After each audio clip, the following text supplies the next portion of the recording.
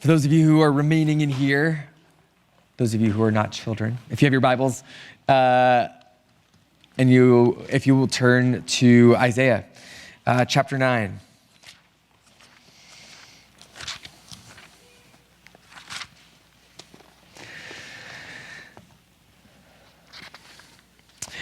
Do you ever look at some of the things that you just really enjoy and you wonder, why?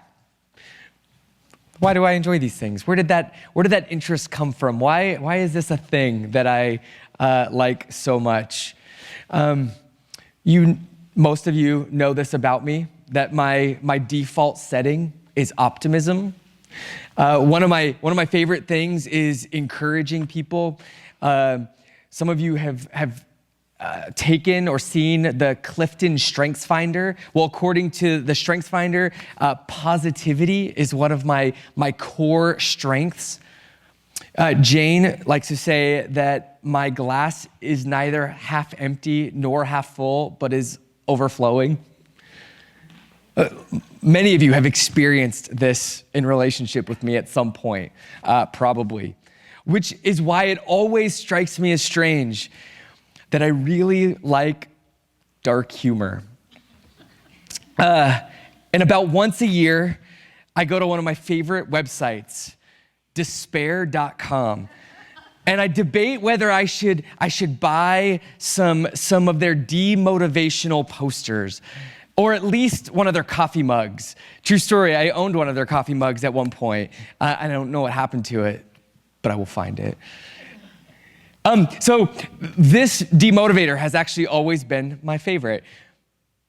Failure, when your best just isn't good enough, right? There's a truth to it. It's rough. Something about that just makes me laugh a lot. You also know that I've changed offices in this building a number of times over the last 7 years, and even more if we go 15 years. And every time I change offices, I look at my blank walls and I think about changing my walls or covering them with demotivators. I don't know why, but for as hopeful and optimistic and positive and encouraging as I am naturally, there's something about these demotivational posters that just tickles me. I really like this newer one on motivation.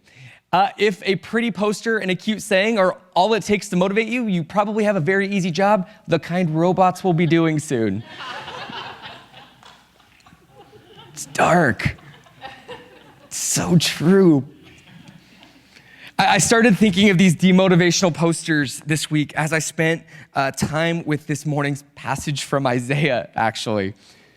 As I thought about Israel's history, and I reflected on the setting of our passage, I thought a lot about how unsettling Isaiah's words would be, about the tension that they would create. In Isaiah chapter 9, the prophet Isaiah comes and he announces a severe contrast. He says that in a former time, the land of Zebulun and Naphtali suffered.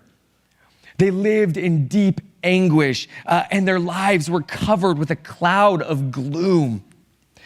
But in a latter time, God is going to do something amazing, setting these people free from their darkness and oppression and constant war and despair, from no peace to peace. And it sounds almost as if Isaiah is standing in the middle of these two times, right? The former time and the latter time, looking back and then looking forward, but he's not. See, as Isaiah begins to speak, the former time, the time of anguish and gloom, contempt and darkness, has barely gotten started for them. And the latter time, the time of glory and of light, well, it's nowhere in sight. And this is where I started to think about these demotivational posters a bit. First, I thought of this one: problems. No matter how great and destructive your problems may seem now, remember, you've probably only seen the tip of them. For those of you who don't know this about icebergs, 90% of the iceberg is underwater.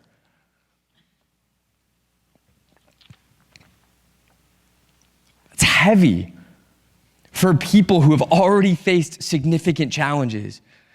Can you imagine someone coming to you because they're struggling with stuff, and as they're talking with you, you realize, oof, they aren't even close to being past this. Right? You think of like wanting to encourage them. It's all going to be better. Like things are turning around. These problems, you recognize, barely scratch the surface of what's coming. For the Israelites that Isaiah was addressing, this couldn't have been more true. See, the people from Zebulun and Naphtali, they lived in the most northern regions of Israel, making them the border states between Israel and all of Israel's enemies to the north.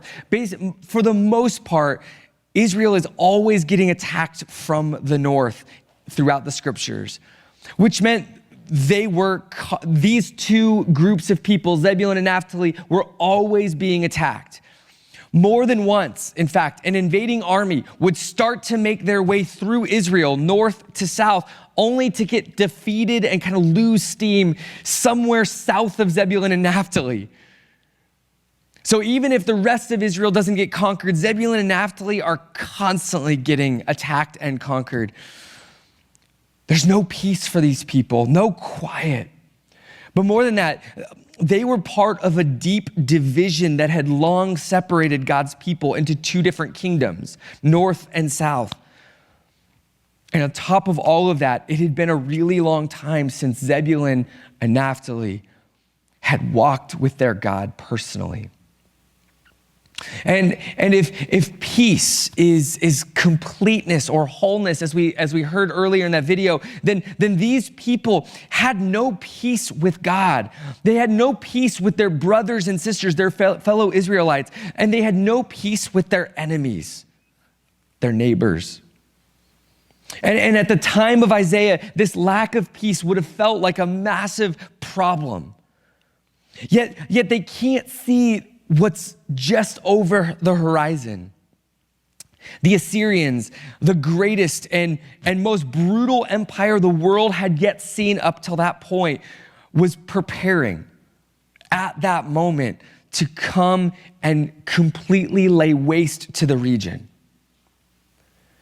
And the people of Zebulun and Naphtali were about to be stripped from their homes, taken away as captives and sent all over the world. They're about to lose everything. Their current problems, the problems they're currently experiencing when Isaiah speaks to them, are just the tip of the iceberg. And I don't know, maybe this is part of why I'm drawn to these demotivational posters. Like, as much as I'm positive and an optimist, I truly care deeply about the truth. I want the truth to reign in my life. I don't want to live my life by some rose-colored fantasy about what could be. Which means that, like, if I've just done something dumb, which is a lot of the time, but I'm facing consequences for it, and you see me struggling with this, like, I don't want you to tell me that everything's about to get better if you can see where this leads and see that there are actually more consequences coming. It doesn't do me any good for you to tell me it's all about to turn around, right? Because I can't actually have true peace if I'm living based on a lie. No matter how optimistic or confident I am, it's a false peace that will disappear the moment things get hard. True peace is the ability to walk into the truth with eyes wide open. And so while these demotivational posters feel harsh, they also name truths that can be hard to name. And they can give us sometimes a chance to laugh at ourselves and maybe even our circumstances. And it just so happens that that our passage made me think of another poster this week. And so here's the next one: despair. It's always darkest just before it goes pitch black. You can tell all of these are like some twist on like a motivation. Like, it's always darkest just before like the morning. No, it's always darkest just before it goes pitch black. In verse 2, Isaiah is talking about people who walked in darkness. He is referring to people who dwelt in a land of deep darkness. He's announcing that these people have seen a great light and that on them a light shone. But these people haven't even begun to see real darkness yet. The darkness to come is going to make everything else feel like dusk. And so in many ways, this is about perspective. But more than that, the people, because they don't understand the darkness that they are in, there's a problem with the way that they are engaging the darkness. There's a problem with what they're trying to do about the darkness because they think that the darkness is just about to pass. And now, we didn't read this morning, but in the chapter right before ours, chapter 8, we find out that the people have developed a number of strategies of dealing with the darkness. And you might find these familiar because these seem to be normal, natural ways for humans to engage with dark circumstances, heavy circumstances, suffering, challenges. So the first person that we discover is the king. The king tries to deal with the constant fighting and warfare. Right? There's no peace because we're fighting with our neighbors and our enemies and even our brothers and sisters all the time. And so the king thinks the solution is we will make alliances with the right neighbors. If we just make the right alliances, then we will have peace. But Isaiah and other prophets are running around telling the kings to stop doing this. This is a bad strategy. See, true peace cannot be found through the right alliance. True peace can only be found listening to God and trusting him. Ultimately, Isaiah will tell the story of the king making an alliance, the alliance that will ultimately bring the darkness on the people. He thinks he's making an alliance to bring peace, but it's actually this alliance that is going to crush his own people. Then there are the leaders. This is below the king. These are the religious leaders, the political leaders. Isaiah and the other prophets, they're busy running around announcing that dark days are coming. But if you can imagine, you're the leaders of God's people, that's not very inspiring or hope-giving to your people. How do you keep your people together if they're all just lamenting and despairing what's coming? And so the leaders of God's people have created a propaganda campaign against the prophets. So here's what happens. A prophet comes out and begins to speak the truth about what's coming, announcing this deeper darkness that's coming. And the leaders, they rile up the people together by calling the message a conspiracy against the king. They point to the prophets and they say, they're just trying to create problems for the king. They are just being divisive. And so they treat the prophets like troublemakers. So see, the leaders think that they can create peace by shutting up the prophets. But what they are really doing is they are shutting down the only channel that can lead people to true peace. So you have the kings and you have the leaders all working for their version of peace. But the people are also guilty. See, the prophets keep calling them to seek God, but instead they're going everywhere else. They're going to fortune tellers. They're going to mediums. See, they're looking for anybody who might be considered an expert on the future to help them understand the darkness that they're currently in, to help them understand how to escape it. And the whole time they're looking for escape, but they're resisting the word of God. And the word of God just keeps speaking to them, come back to me. God calls his people back to him while they are in the darkness. But from the king all the way down to the commoners, everyone is looking for ways of getting rid of the darkness on their own. And their efforts end up bringing them into a more complete and total darkness. I mean, this is what's happening is the people are searching for peace. They're striving for peace. And in the process, they are creating less and less peace for themselves. Their efforts to reject God's promises, to reject God's words, to reject God's presence keeps plunging them into utter darkness, which made me think of another poster.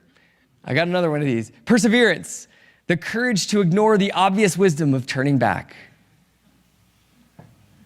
One of the defining characteristics of Israel in our scriptures is that during this part of their history is their perseverance as they run headlong into destruction. The whole while, the voice of God is calling them back to himself. We think of perseverance as a virtue. That's part of what makes motivational posters work, is you put a virtue up and you say something about that, but perseverance isn't always a virtue. Not when we persevere, when we press on in foolishness. God is calling his people to seek him in the midst of the darkness. And I think it's safe to say that this is actually one of the overarching themes of the entire Bible, that our world can be a difficult place. We know this, right? Life can be hard. There are so many things that are outside of our control. Sometimes life can just feel heavy, but sometimes life is oppressive. And often it feels like there's no escape. But all of this is bearable with God. In fact, the scriptures suggest that you can even thrive in the midst of devastating circumstances if you will seek God in the midst of them. History is full of these testimonies. Women and men who, under incredible pain and suffering, drew close to their God and experienced inexplicable joy. The depths of love, the greatest of hopes in the midst of what couldn't be described as anything other than terrible situations. I recently heard about this new TV show called The Misery Index. Has anybody seen it? No? Okay, cool. So here's the game. They've turned it into a game. They've somehow made a game out of taking all of the worst human experiences and ranking them on or rating on a misery scale, 1 to 100. So there's a guy with a 2-inch leech that gets pulled out of his nose. And there's someone else who somehow accidentally kills a dove in his hands while giving a eulogy before he can release it. Or there's a person who goes into surgery to get a leg amputated, and you can see where this is going. Wrong one gets chopped off and still has to get the original one lopped off after. So lots of stuff, lots of things happen to people. The show uses psychological research and active psychologists in then rating and determining how real people experience each of these events on a scale, on a misery scale. So the show sounds interesting. But it also seems to be missing something. Like, bad stuff is a given. But I want to know, how does God's presence in our life change the way we experience bad stuff?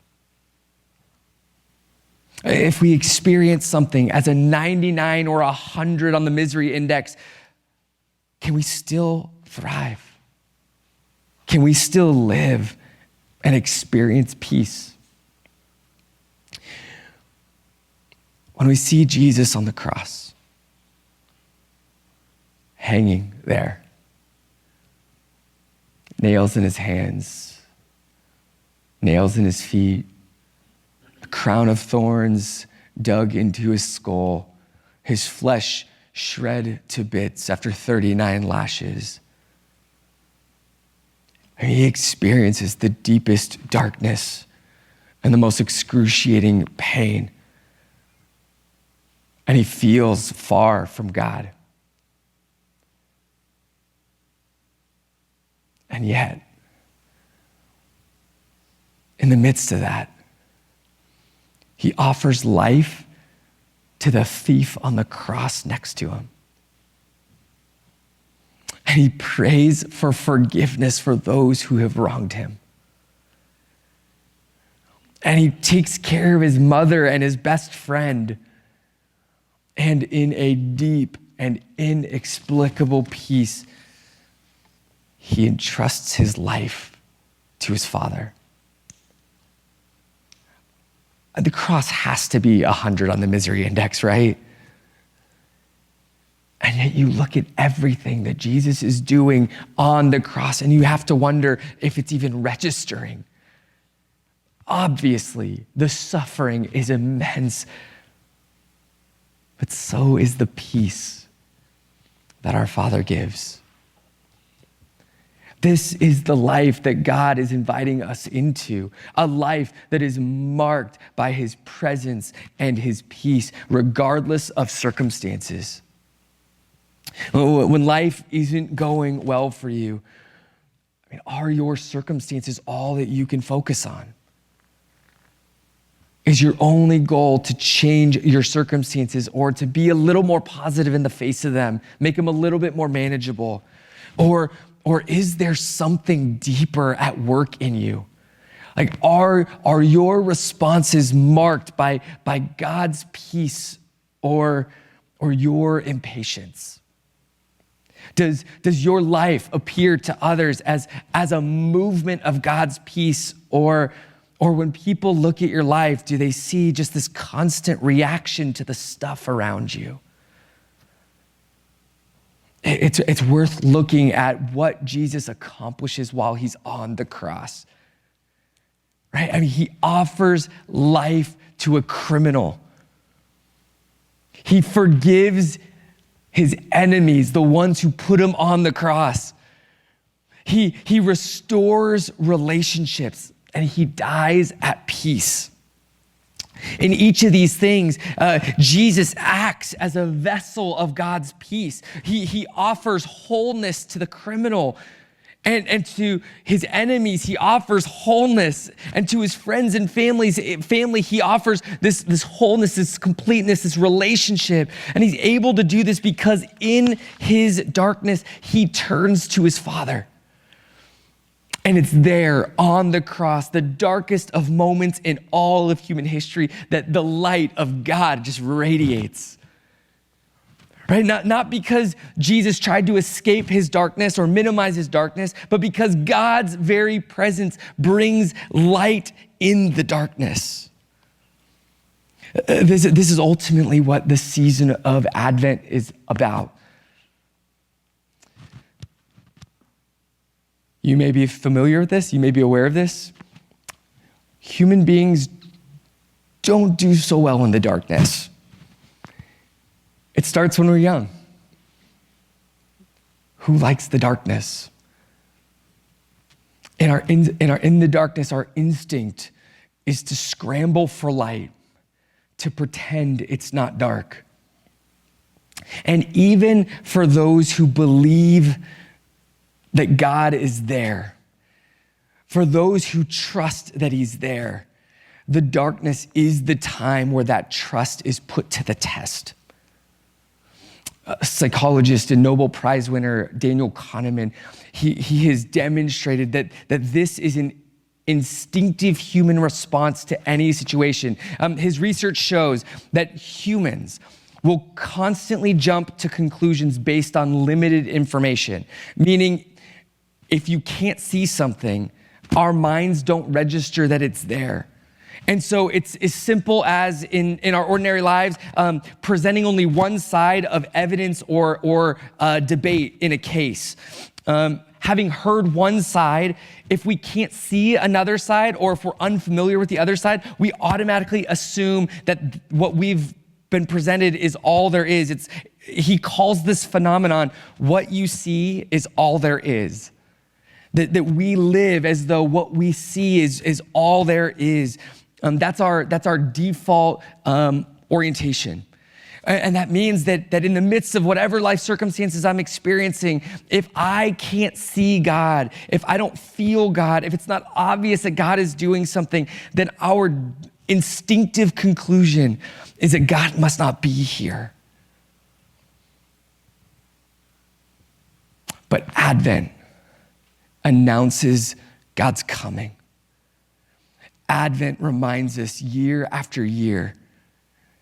It immerses us in the truth that God promised to come and that he has come. So that regardless of what we can see, we know that there's more. Our passage this morning lays the groundwork for really an earth-shaking announcement. When you are in the darkness, you don't have to simply wait for it to get darker, and you can't strive for it to get lighter. Wherever you're at, God is doing something.